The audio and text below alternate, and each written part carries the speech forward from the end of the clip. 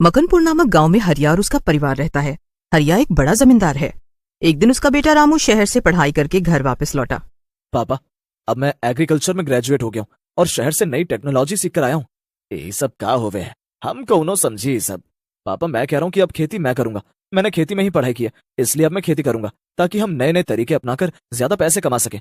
अरे ये तो बहुत अच्छी बात हुई। ठीक है, अब से खेती का सारा काम तू ही संभाल। ये सुनकर हरिया बहुत खुश हुआ और उसने अपना सारा काम अपने बेटे रामू को सौंप दिया। रामू जब से ग्रेजुएट हुआ था, उसकी खुशी बहुत बढ़ गई थी। वो काम करने के लिए रुक नहीं पा रहा था, इसलिए वो अगली सुबह ही शहर चला गया और वहां से खेती के लिए अच्छे अच्छे और उपजाऊ बीज ले आया।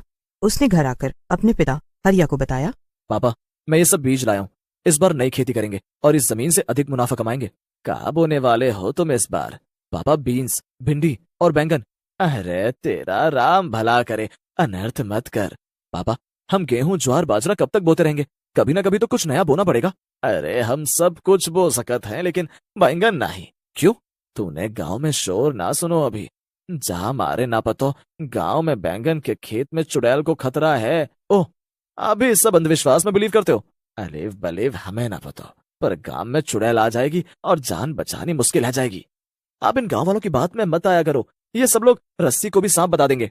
अरे मैं सच कह ही रहा हूँ। मैं जा रहा हूँ खेत पर और फिर देखता हूँ कौन सी चुड़ैल आती है। अरे बेटा, मेरी बात मान ले, मैं खेत पर जा रहा हूँ। रामू जब से ग्रेजुएट हुआ था, उसकी खुशी बहुत बढ़ गई थी। वो काम करने के लिए रुक नहीं पा रहा था। रामू बीज के सभी थैले उठाकर अपने खेतों की तरफ निकल गया। वो रास्ते में जा रहा था कि तभी उसे किसी के हंसने की आवाज आई। वो रुका और अपने चारों तरफ देखा। वहां कोई भी नहीं था।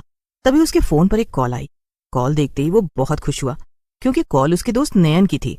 अरे भाई, आज इतने दिनों बाद कॉल किया। हाँ, मैं तुम्हारे पास आ रहा हूँ और घर पर सभी लोग मान गए हैं। ये बहुत खुशी की बात है। तुम कल सुबह ही आ जाओ। हाँ भाई, मैं सुबह पक्का आ जाऊंगा। रामू बात कर रहा था कि उसको एहसास हुआ कि उसके पीछे कोई है। उसने जल्दी से पीछे मुड़कर देखा, लेकिन वहां कोई नहीं था। हेलो हेलो, अरे आवाज नहीं आ रही। हाँ हाँ, नहीं नहीं नहीं। अरे क्या हुआ, कैसे पागल हो गए हो? अरे कुछ नहीं भाई, तुम आ जाना सुबह, दोनों भाई मिलकर खेती करेंगे। हाँ ठीक है, मैं आता हूँ। नयन ने फोन काट दिया, लेकिन रामू बहुत हैरान था, क्योंकि उसके होश उड़े हुए थे। वो खेत की तरफ चला जा रहा था, लेकिन बार बार पीछे मुड़कर देख रहा था। रामू खेत पर पहुंच गया और काम करने लगा। अगली सुबह नयन भी मकनपुर गांव में आ गया। रामू बस स्टैंड पर उसे लेने गया। उस तरफ से दोनों पैदल आ रहे थे कि तभी नयन बोला, आज मेरे लिए क्या बनवाने वाले हो? जो तुम बोलोगे वही बना लेंगे। मैं अपनी फेवरेट चीज साथ लाया हूँ। क्या लाए हो? अरे वही जो मैं बहुत ज्यादा खाता हूँ। अच्छा, बैंगन। ओए धीरे बोल, नहीं तो चुड़ैल आ जाएगी। चुड़ैल और हमारे पास। दोनों हंसते हुए अपने घर की तरफ पैदल चले जा रहे थे। तभी नयन का बैग बहुत भारी होने लगा। क्या हुआ? बात करते करते चुप कैसे हो गए? अब पता नहीं, ये बैग मुझसे अब उठाया नहीं जा रहा है। अरे तो लाओ, मैं उठा लेता हूँ। अरे नहीं, ये बहुत भारी हो गया है। अबे ऐसा क्या भरकर लाया इसमें जो इतना वजन है?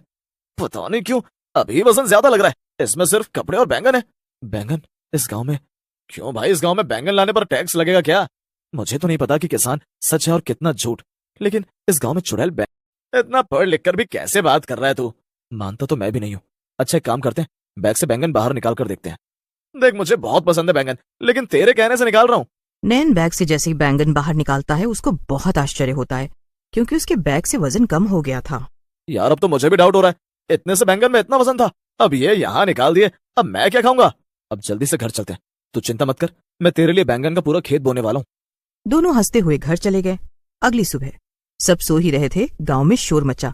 रामू और नयन भी बाहर भागकर जाते हैं, जहां गांव के बीच में बनी चौपाल पर सभी लोग इकट्ठा हो गए थे। रामू का पिता हरिया भी वहां मौजूद था। क्या हुआ भाई, कैसे अफरा तफरी मची हुई है, क्या हुआ? अरे सोहन से बहुत बार मना किया था कि खेत में बैंगन ना बोए, लेकिन उसने किसी की बात नहीं मानी और आज रात में चुड़ैल ने उसे बैंगन के खेत में ही मार दिया। क्या? अब सोहन हमारे बीच नहीं है? हाँ भैया, सोहन हमें छोड़कर चला गया।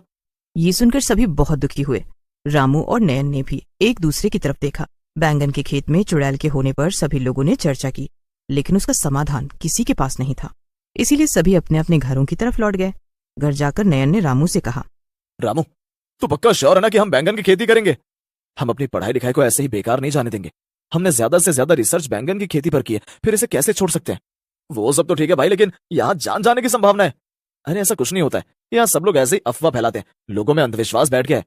ठीक है, अगर तुझे ऐसा लगता है तो आज से ही हम काम शुरू कर देते हैं। लेकिन हमारे साथ कल से पैरानॉर्मल एक्टिविटी हुई थी, लेकिन हम इसे इग्नोर करते आ रहे हैं।